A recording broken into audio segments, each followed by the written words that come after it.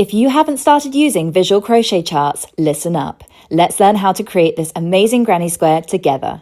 So we are going to be learning how to create this granny square crochet pattern, and we're going to start off by looking at the visual chart for the pattern. Now, before I show you this, please bear in mind that I am not a graphic designer, I'm not a full-time professional crocheter, but this is my best attempt at creating my own granny square pattern chart. So bear that in mind, and I will walk you through it step by step. So you can see it's a little bit messy, so do forgive me. But essentially, if you follow this tutorial, you will be able to create your own granny square just like this one. So we're going to be starting off in the first row with a magic ring. And today I'm just going to be taking you up to the stitches where we do the puff stitches. So we're just going to be going up to around about this row here. I don't want to take you too far. I'll do a part 2 to this video, but we'll just get the essence of this. So I'm going to take you up to about here in the actual granny square pattern. So the first thing we're going to do is create our magic ring. In the interest of time, I've sped this up, but I've got lots of tutorials on how to create a magic ring on my profile. Now on the pattern, the first thing that we need to do is this row here. So we've just done the chain one, and the chain one is just to secure it, but I've put it in the pattern just so that it's nice and clear that we do chain one here. Now we're going to do 8 half double crochets into the magic ring. So I'll start that now. Let's pop this out the way.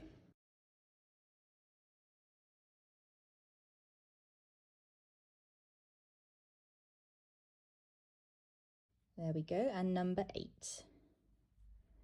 So that was 8 half double crochets.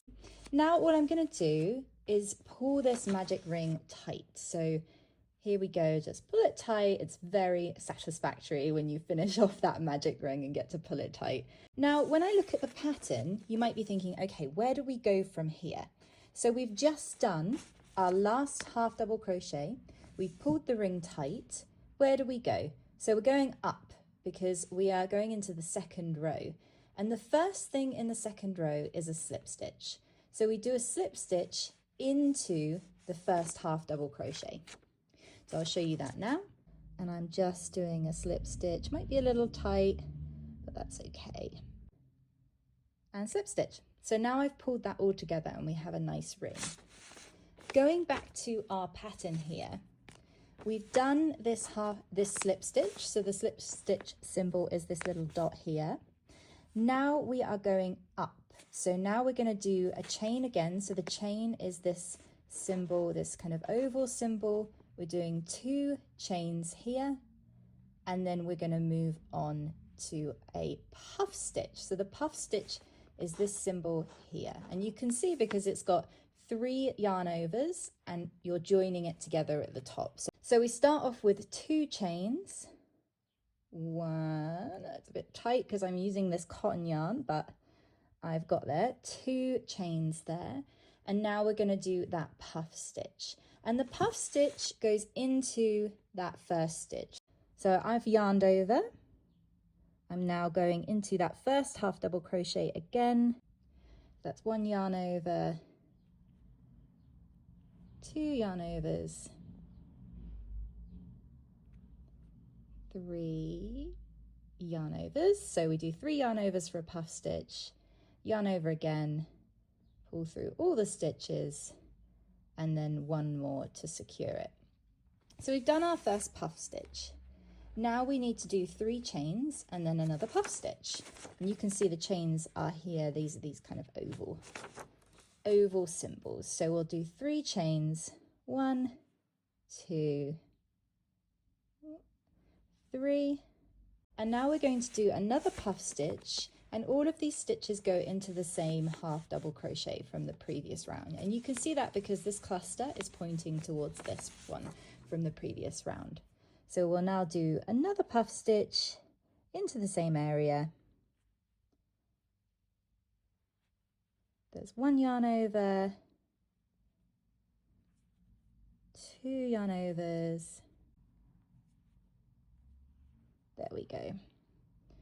So now we pull all the way through for a puff stitch, secure it with one chain. And so you can see I've done a puff stitch, 3 chains, and another puff stitch into the same stitch. You can see here on the pattern. I then need to do 1 chain, this little chain right here, before I go on to my next puff stitch. So I will do 1 chain now. And now we repeat that process in every single stitch around. So we're doing a puff stitch into this next stitch, 3 chains, a puff stitch, and then another chain. And you'll do that in every stitch around. I have now finished that puff stitch pattern. So I have 16 puff stitches in each of two puff stitches essentially in each stitch around. So 1, 2, 3, 4, 5, 6, 7, 8, 9, 10, 11, 12, 13, 14, 15, 16. So that's right. So now I have the start of that kind of flower pattern. So if I pop it on here, you can actually see this is the right size. So you can see all of the way around until I get to this point. So now we need to look up again. So we're looking up, and here we're going to do another slip stitch.